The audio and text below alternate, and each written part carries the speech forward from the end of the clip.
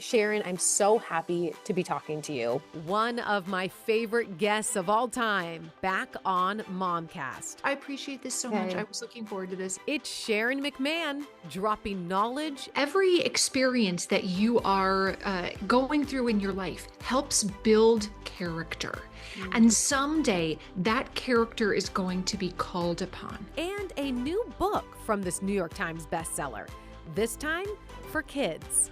We are mighty. We talk politics, History can give us hope. parenting, There's so many wonderful stories to tell children. and why doing the next right thing can change history. How much important change happened in this country that was just done by one person putting one foot in front of the other. Right now on MOMCAST.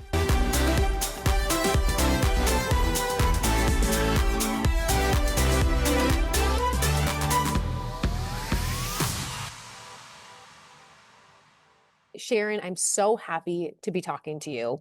This book is, I feel like, exactly what my kids, what my family needs right now.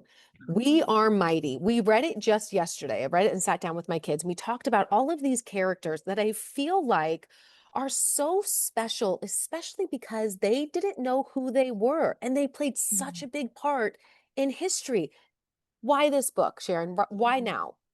Thank you so much for that. I appreciate that. And, I think one of the things that I hear from people all the time, I bet you know people that feel this way, it feels like there's so much happening in the world that it's almost like, how can I make a difference? I'm not the president. I'm not a billionaire. I'm just an ordinary person. I just have my kids at home. I work in an insurance office. I'm a nurse at a doctor's office.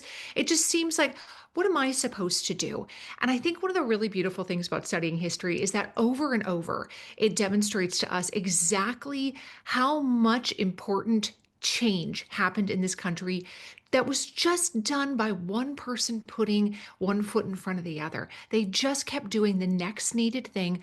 Ordinary people from all walks of life who just kept trying. And that's actually something that's available to every single one of us, whether we're 5 or 85. We can all keep doing the next needed thing. See, and I felt like in every single one of these stories, it was someone doing something that was really uncomfortable in the beginning, but it made the biggest impact. So I had a question for you about that because it talks about courage so much, having the courage to do the right thing in uncomfortable situations.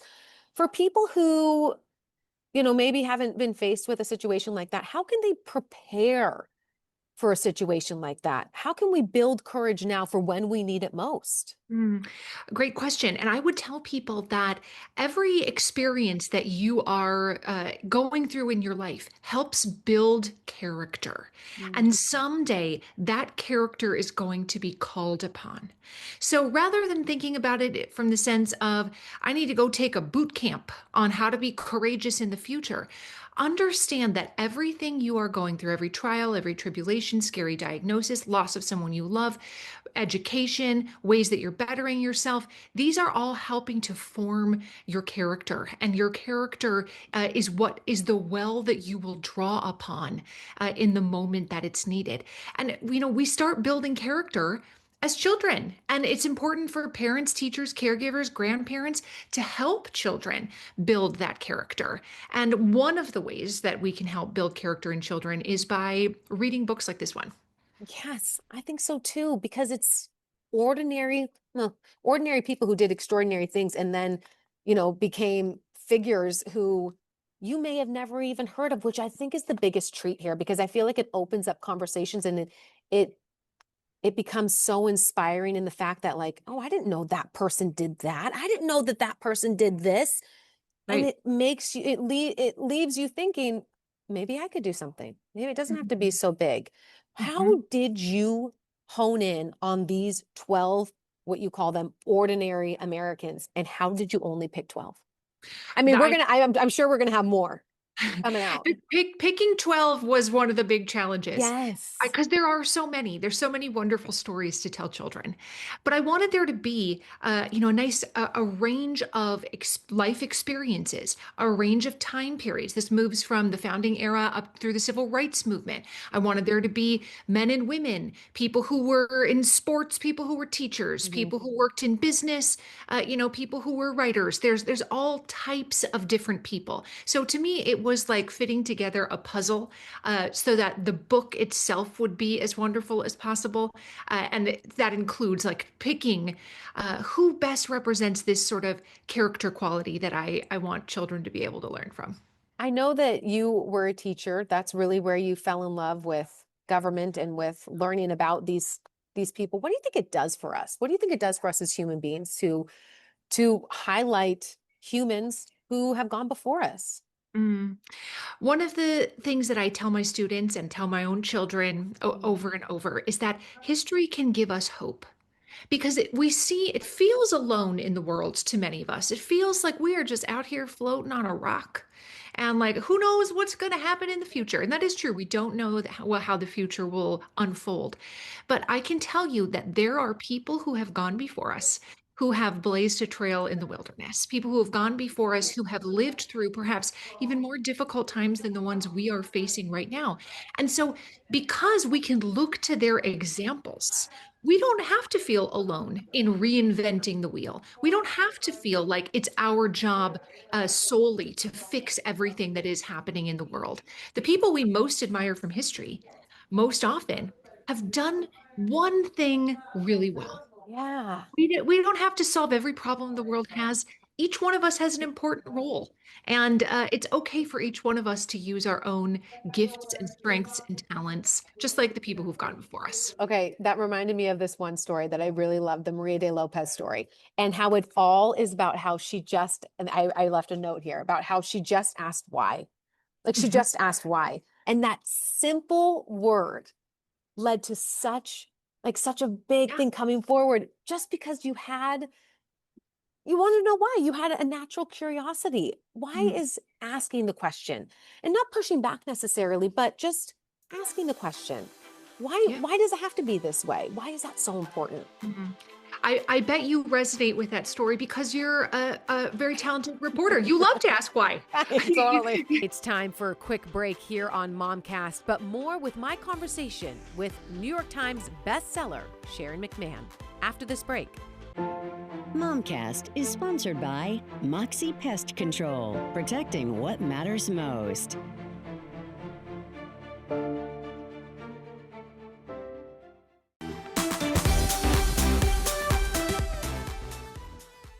I think it's worth asking why, because so often we're just told, well, that's just the way things are. Yeah. That's just the way the world works. And when we understand the why behind why something is happening, it allows us to step into this moment of, okay, maybe that is how things are, but that is not the way they have to stay. And what an important lesson for our kids to learn that when they see something that's wrong, when they see injustice, when they see people being treated unfairly on the playground, or a child in their class that's being excluded, it helps us understand this idea that it might be the way things are now, but it doesn't have to be the way things end. Are there other, I mean, I know that this book just came out, but are we hoping to get another book together? Because I can only imagine the other people that you want to highlight. I would love that. Wouldn't that be so fun to have a whole series? Yes. I would love that. And I think it's so Yeah. needed because these are stories, they're everyday stories. As I was going through the man who had to wear the mismatched shoes and he still won the race. It's stories that are just that things that could happen to the everyday Right. person and how to make the right choice. Mm. And it's also, in my opinion, it avoids this sort of trite storytelling that sometimes we see where it's like, and then he, shared his lunch. Those are wonderful stories to tell as well. But these are things that are really rooted in real events, things that actually happened to Yeah. people. And I think kids enjoy that. They love fairy tales and love fantasy, but they also need to know about people that actually existed.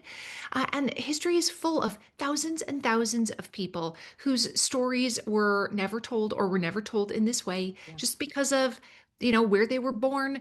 Did they have money when they were alive? Did somebody remember to write it down? Some people didn't have children to preserve their memories. So I would love to have it be a series. I think that's a great idea. Tell me about your start in teaching and why you can tell how much you love history, telling people how things are run here and how important it is that if you see an injustice or if you see something that you don't like, actually you're allowed to do something about it. Why Mm. is that something that's so important to you to make sure other people understand the power that they have as being American citizens, as being, here in the United States? Mm. You know, Throughout history, we see this sentiment echoed. And for whatever reason, when I was a child, it just called to me that education is liberation.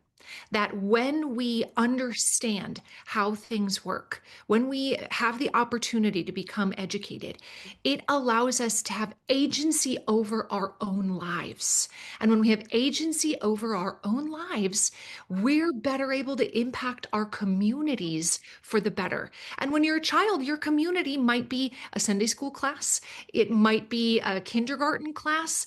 And when you get older, your community broadens to where you know hundreds of people and you have a leadership role in a company. What community might mean morphs throughout your life stages. But when we have agency over our own lives, we can help other people achieve the same thing. And it's just, it's the best way I can describe it is you have a burning desire to uncover the whys of why and how things are happening. And my, gift or passion in the world has always been to help impart knowledge to other people, much to the chagrin of my younger sisters who were like, we're done learning about wilderness first aid. You have no business teaching us how to do French cooking. You are 9. It's just who I am. I don't know how else to say it. It's in my DNA. Well, you took that love and that zest for, empowering other people online and gained a massive following. But I'm wondering, what are you thinking? What do you think is really important right now to share with people and to make sure that they understand from Mm. you specifically? One of my goals every day Mhm. is I ask myself the question, does this help the reader better understand the issue? I think so often, imagine a topic you know very little about, whatever it is, particle physics. You go to a graduate level class and you're supposed to have learned something at the end. But actually, what would be more likely to happen is you would leave more confused Yeah. and feeling dumber. Right. Right. Right? Because you didn't understand anything, but everyone else seemed to. And you're like, okay, I got nothing out of that. Too often, that is how people who don't have a strong background in government and history Right. feel when they are reading important reporting from, big legacy media outlets. They're doing very important work. But when they read it, they're like, what is a votorama? Like that means Right. nothing to me. And that's Yes. actually something that's going to be happening in government this week. A votorama. What even is that?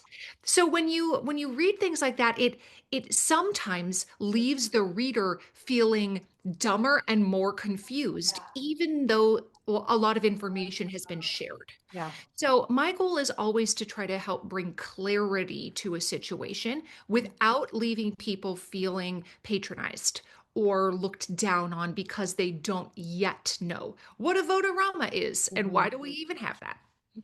And I am so thankful for it. Because I mean, I think about the last time that I took a government class, honestly, like a real class that was devoted just to talking about the government. And I think it was my first year of college, which Mhm. was, I know it looks like it was just a minute ago for It me, was but no, probably about it was. 2 years ago. That's right. And I just think it's so needed because you can only get so much from Google, and you can only get so Right. much. But when you have someone who is delivering it to you, who's passionate about it, who you can tell loves what they're doing, it hits different. I'm wondering if you were back in the classroom and you were sitting there in front of a whole group of teenagers and you had to tell them about what's happening in the world right now, what would you say? Hmm. Well, one of the things that I've always tried to impart to children is that there is usually more going on than just a black and white understanding. Children are very concrete thinkers. They tend to see things in, like this one is bad, this one is good. Pick one, bad guy or good guy. Like that's how their minds work. And as we grow in intellectual maturity, we can better understand things from many angles and hold more than one thing as true at the same time. And sometimes I feel like this developmental stage is easier for some people than others, but it's an important developmental stage for all of us. That there are multiple ways to understand a situation. My conversation with Sharon McMahon continues right after this break. MOMCAST is sponsored by Moxie Pest Control, protecting what matters most.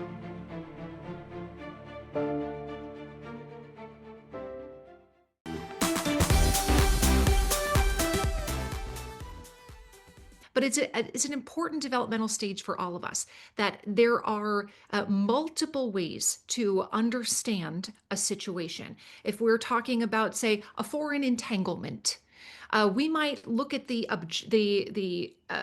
regime in place as like those guys are bad, and that could be true. That could be true.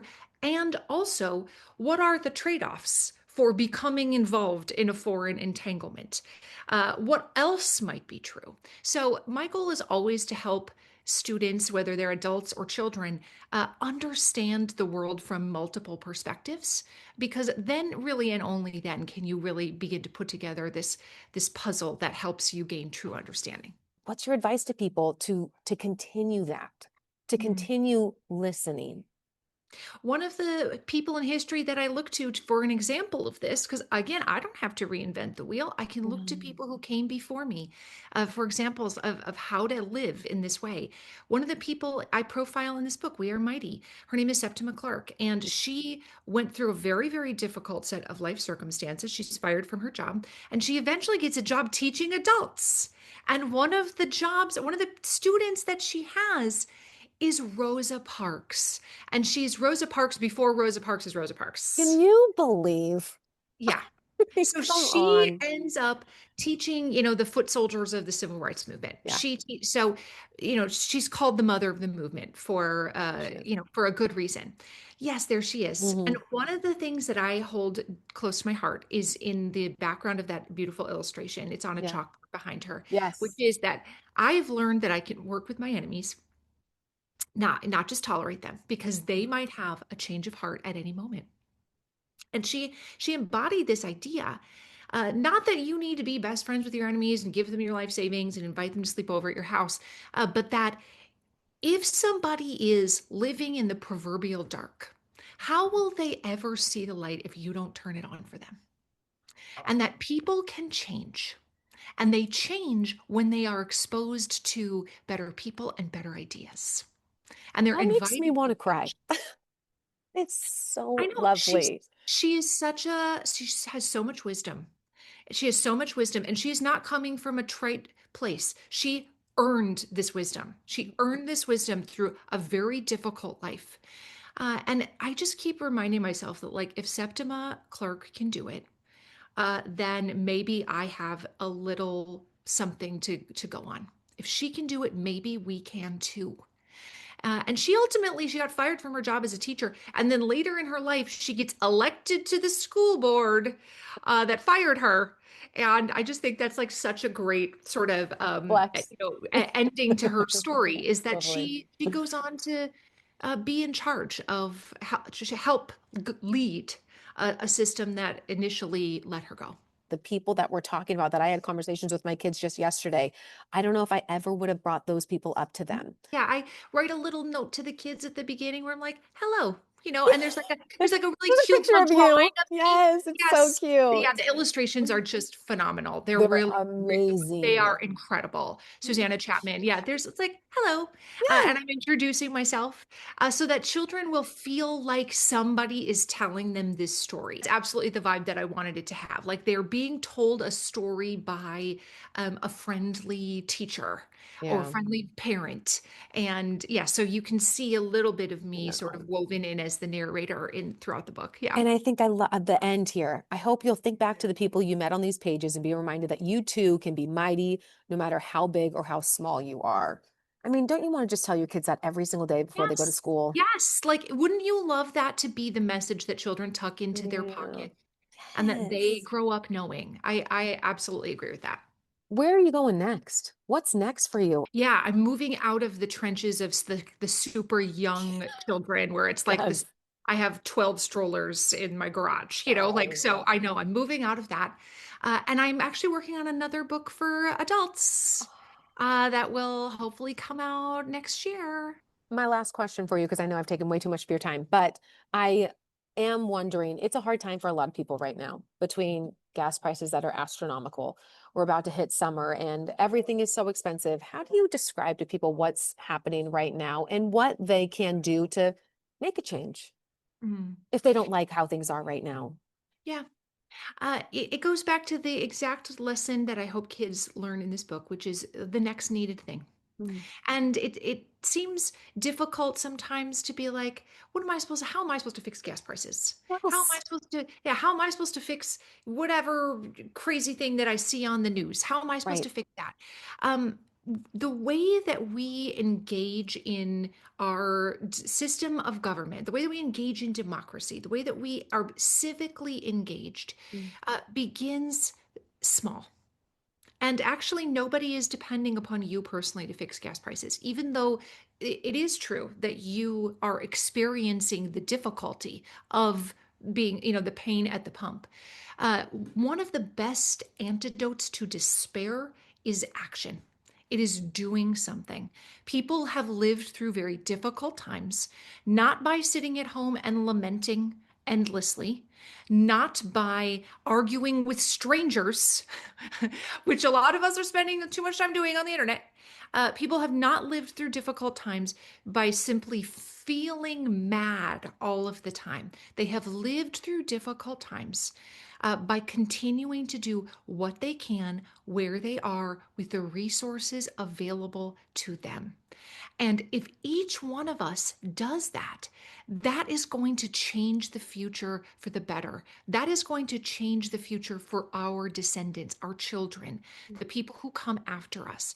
This belief that is too frequently kicked around, which is that nothing matters, that nothing can change for the better, that we've all gone to hell in a handbasket. I reject that idea. I reject that idea. People have lived through very, very difficult times with the knowledge of this might be how things are right now, but this does not have to be how they end. And we cannot give up on the idea that we can leave something to the future. What do we want the future to know about us? So rather than just being mad on the internet all day, I would encourage people to think about what they can do in their own communities right now. You're the greatest. MOMCAST is sponsored by Moxie Pest Control, protecting what matters most.